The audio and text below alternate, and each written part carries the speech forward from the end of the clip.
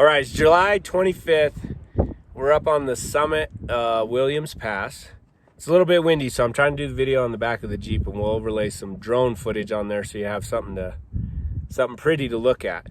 We're doing a preseason check to see what the conditions look like. We cut a couple trees out of the road. There's a few rocks in the road, but overall it looks really good.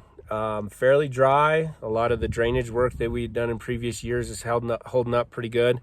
Probably do some cleanup stuff maybe next year. But unfortunately, Williams will not be open this year.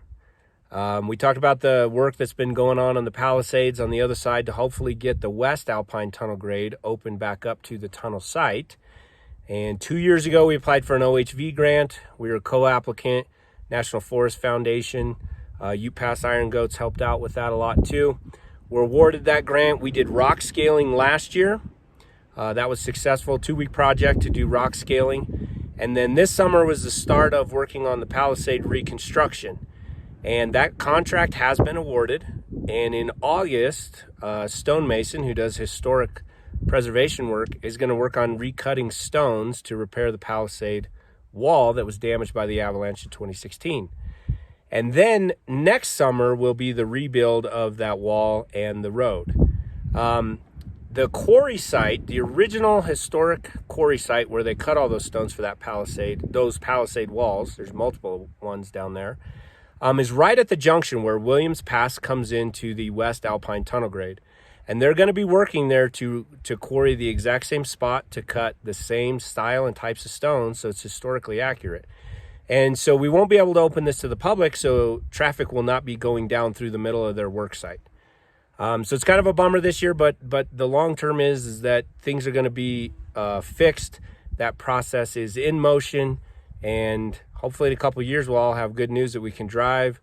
You know, take your motos, take your ATVs, UTVs, whatever it is you want to do, and go back up to the historic site and enjoy that area. So unfortunately, it won't be open this year. We're going to try for next year. Another thing, side note, that happened is in the Pike San Isabel Travel Management final decision, the opening date for Williams Pass was changed. So instead of the month of August, it's going to be the month of September moving forward. That'll allow us to keep the pass a little bit drier. Last year, the monsoon was really heavy and it was pretty muddy up here last year, had some off-trail issues. So we'll hope we can clean that up, not have problems into the future. So maybe next year, if that construction is done by September, then we might be able to open this pass back to the public in September. We'll probably do a little bit more drainage work and brush the willows a little bit before then. So that's the update on Williams Pass. The other thing you might want to make a note of is that this is now a full-size motorized trail as well. So the designation was changed in that travel management decision. So even if you have a street legal 4x4 with a license plate, you will still need an OHV sticker to run Williams Pass during the month of September when it is reopened. Keep watching us for updates. We'll show you other projects and trail reports so you know what's happening.